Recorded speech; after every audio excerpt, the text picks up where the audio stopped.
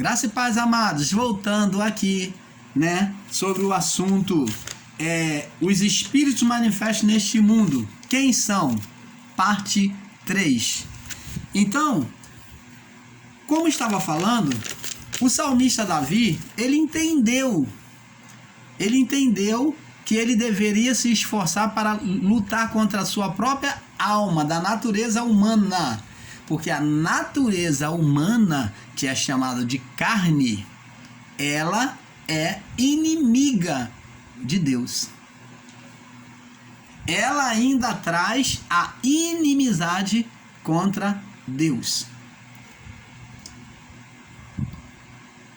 Talvez você vai me perguntar assim, irmão Paulo, mas vocês não pregam que tudo se fez novo? Que hoje nós temos o Espírito de Deus, que somos perfeitos? Eu, particularmente, não prego que somos perfeitos. Somos perfeitos aos olhos de Deus, no Espírito. A nossa perfeição está no Espírito. Mas no corpo nós somos corrompidos. A carne corrompe a nós.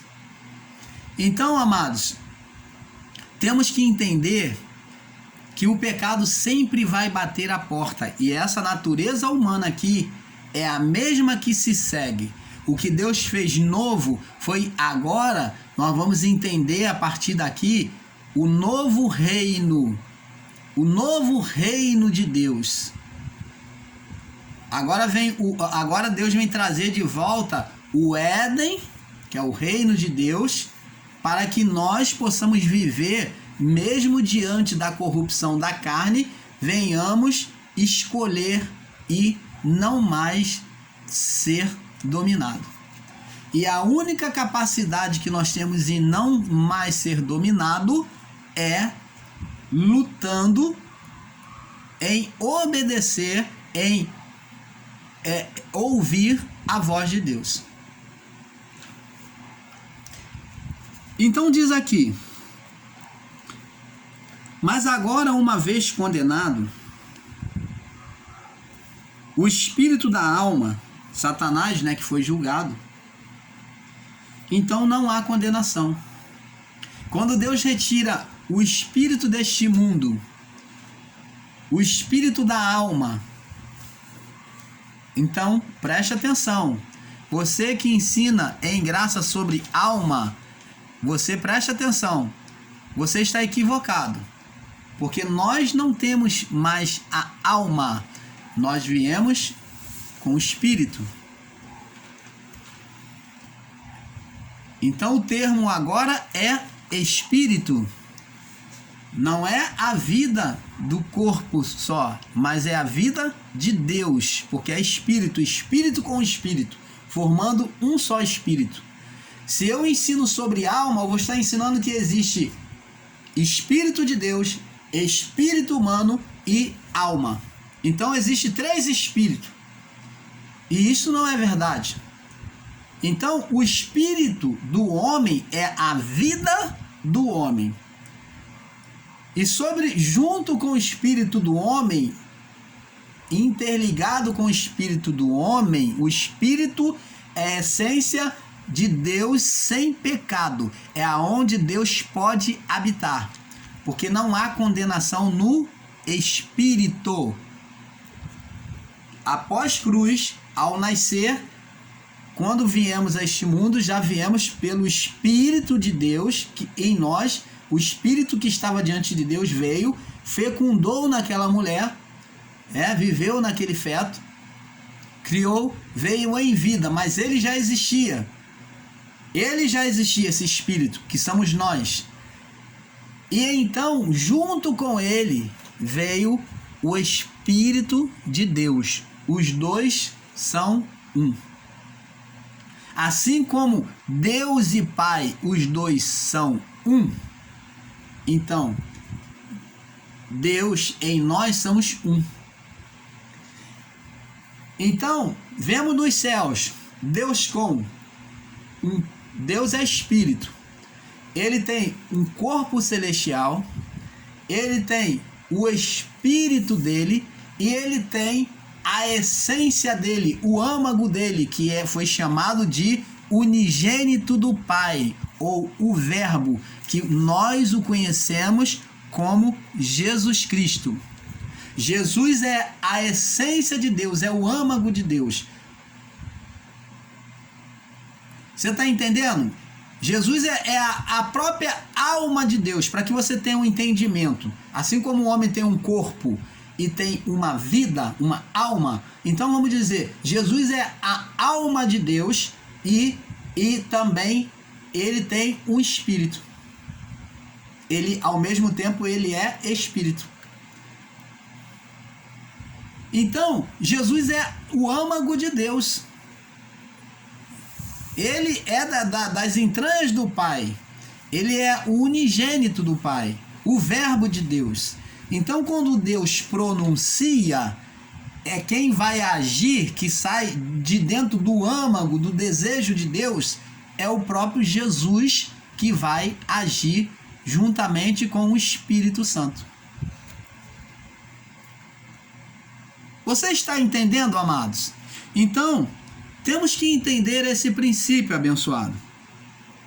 Satanás agora não existe. O que existe são pessoas que invocam por meio da ação carnal, porque a ação carnal maligna invocam o poder das trevas. E nós vamos ver então o que são esses espíritos, como eles se manifestam. E diz aqui: no espírito, ainda que a carne continua a sua malignidade, pois assim como foi com Cristo, no corpo morreu, está morto o espírito e vive aos olhos de Deus. Então, no espírito, ainda que a pessoa morra, é isso que eu estou falando aqui, que você no seu espírito não há pecado. Ainda que você morra, ainda que na sua que você continue na sua prática maligna, né? Pois ainda que você continue com a sua malignidade, porque assim como Cristo morreu o quê? Matando as obras da carne nele, matando o quê? O castigo, a condenação na carne dele. O espírito humano não tem condenação, mas a carne, Cristo matou nela, então para o mundo, aquele que está em Cristo está morto. Porque nele não opera mais o espírito de escravidão do pecado. Ele está morto na sua carne, mas em espírito, vivo para Deus. Por mais que a minha carne aparentemente esteja viva, mas para o mundo, para a condenação do mundo, da lei, eu estou morto. É isso que eu gostaria de explicar. O corpo morreu, mas o espírito vive aos olhos de Deus. O corpo está morto. Então, os corpos daquelas pessoas estariam mortos. Estavam mortos, mas aos olhos de Deus o espírito está vivo. Mas a carne continua nas suas práticas carnais. Mas para isso, Deus, como no Éden, né, separou os céus e a terra pelo pecado humano. Então preste atenção. O que eu gostaria de explicar aqui para vocês, que assim como no Éden Deus separou o corpo, ou separou o Éden da terra, assim também agora no corpo humano nós vamos compreendendo que o corpo humano também Deus volta à mesma obra inicial, presta atenção, só que agora no corpo humano a obra foi feita de forma física, né? No plano físico da criação, o Éden e a terra, a criação. Então o homem pecou, separou-se, o Éden se retirou do homem. E agora, na restauração de tudo, Cristo vem trazer de novo o quê? O corpo e o Éden. E quem é o Éden, irmão Paulo? O reino de Deus. João Batista começou pregando, precursor de Cristo, começou pregando: é chegado, está próximo o reino dos céus. E quando Jesus chegou, ele falou: é chegado a vós o reino dos céus, ou o reino de Deus. Mas o reino de Deus não é físico.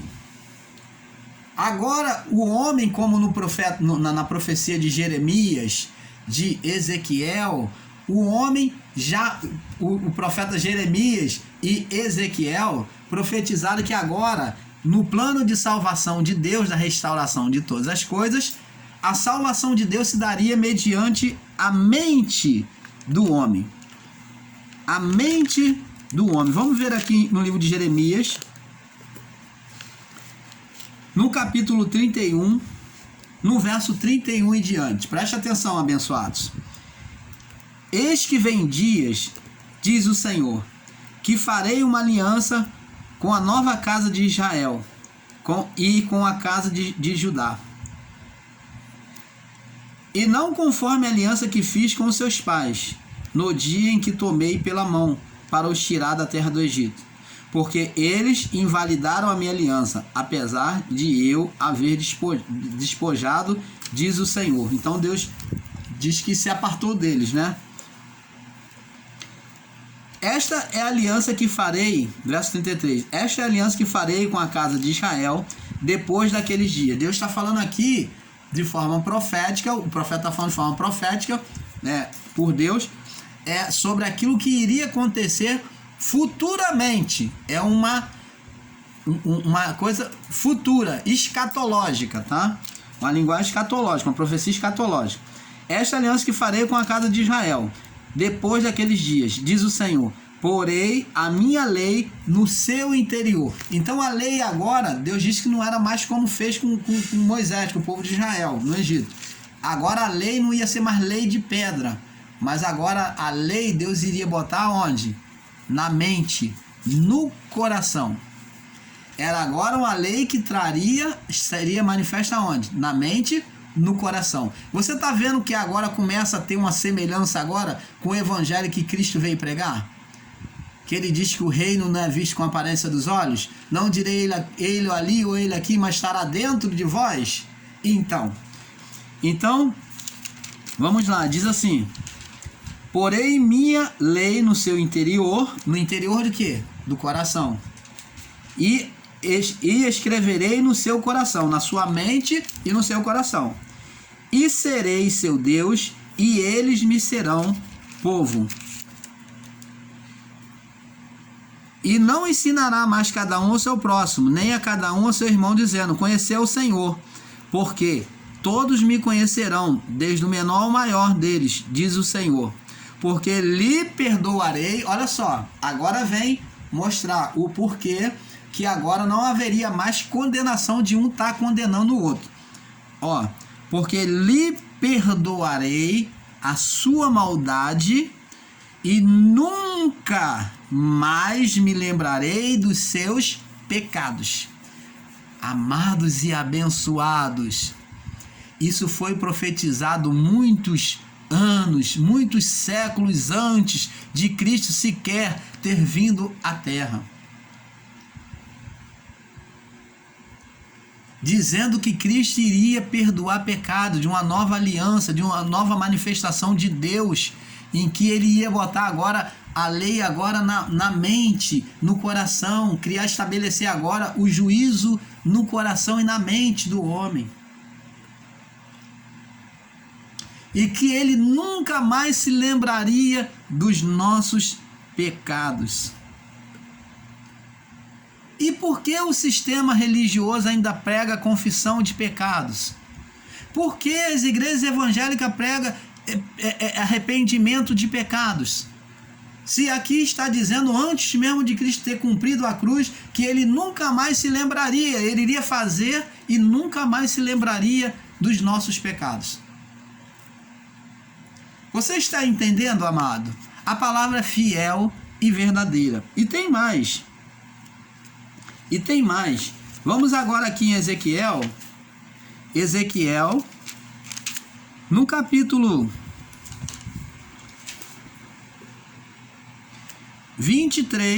36, vamos ver aqui.